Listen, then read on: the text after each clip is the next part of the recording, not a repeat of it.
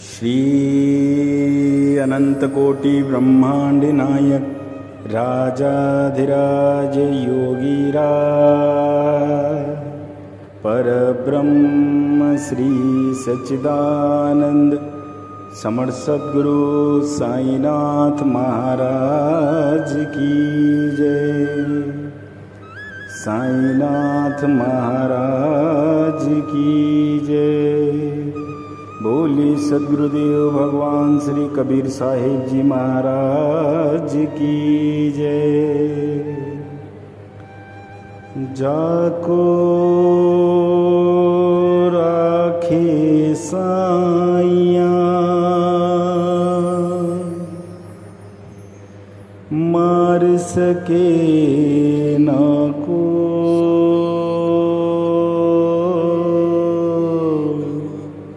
बाल नवा का कर सके, जो सब जग वेरी हो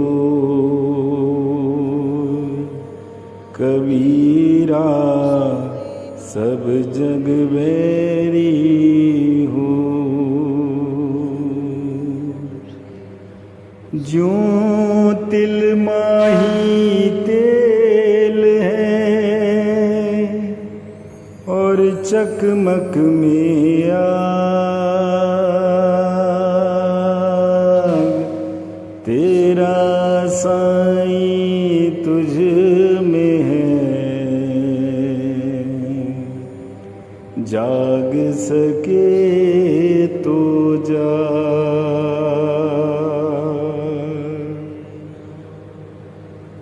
ओम साईं राम।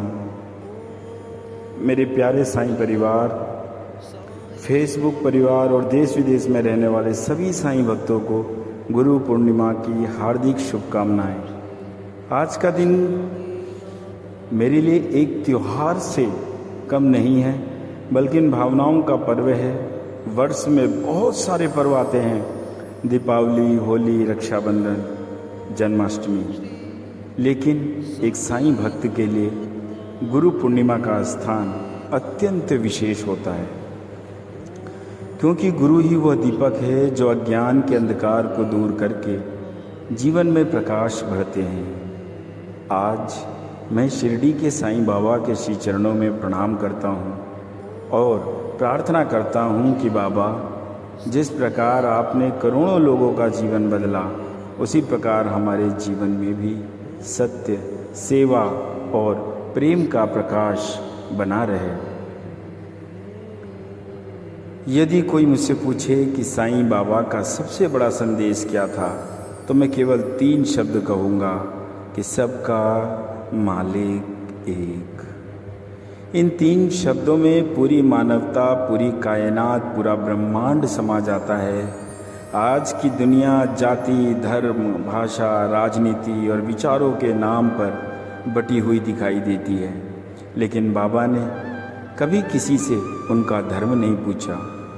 जो भी उनके पास आया उसे केवल और केवल प्रेम मिला।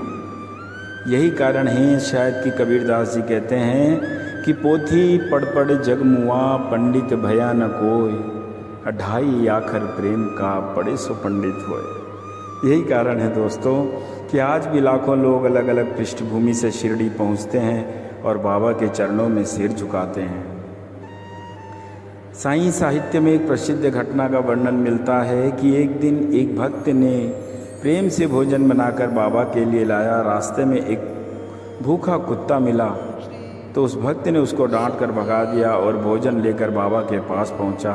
बाबा मुस्कुराए और बोले, तुम मुझे भोजन कराने आए हो, लेकिन मैं तो रास्ते में भूखा तुम्हें मिला था।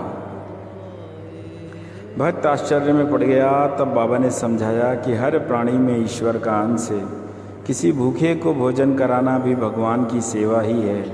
यह घटना हमें सिखाती है कि पूजा केवल मंदिर में दीप जलाने का नाम नहीं है, नाम मुंह से केवल जपने का नाम नहीं है, बल्कि इन जीवों के प्रति दया भी पूजा ही है।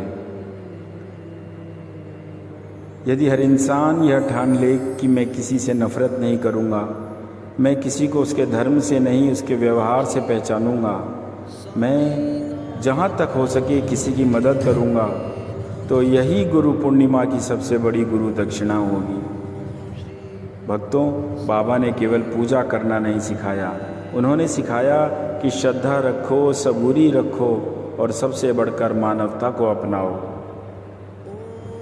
आइए आज सब मिलकर बाबा के चरणों में प्रार्थना करते हैं कि हे साईनाथ, हर घर में प्रेम बना रहे, हर परिवार में एकता बनी रहे, किसी माँ की आंखों में आंसू न हो, किसी पिता का हौसला न टूटे, किसी बच्चे को शिक्षा से वंचित न होना पड़े, कोई भूखा न सोए, कोई अकेला न रहे।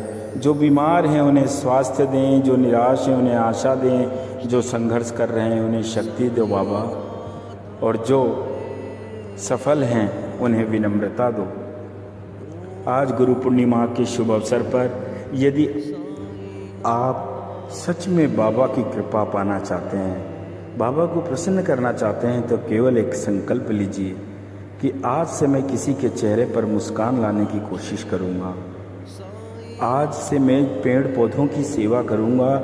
जिस तरह से बाबा ने लेंडी पार्क में पौधे लगाकर उनकी सेवा की, उसी प्रकार मैं भी प्रकृति की सेवा करूंगा, पूजा करूंगा, दीन दुखियों की सेवा करूंगा, भूखे को रोटी दूंगा। यही मेरी सच्ची पूजा, यही मेरी सच्ची सेवा होगी और यही बाबा के प्रति सच्ची शिक्षा है।